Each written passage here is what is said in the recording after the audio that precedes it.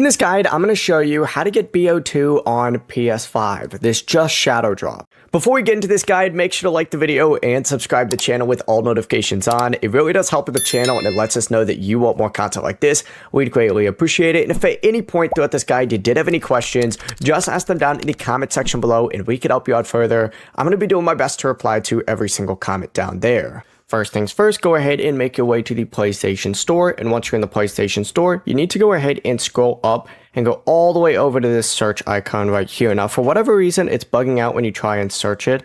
So if you just scroll down instead, you should see it pop up in here. If for whatever reason you don't though, go ahead and just search for Call of Duty and you'll see it pop up.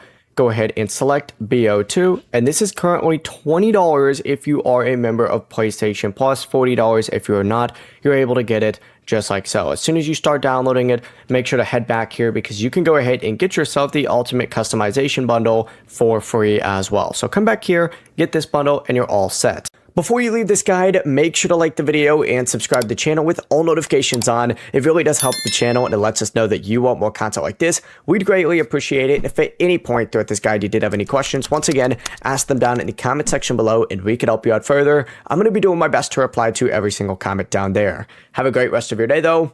Peace.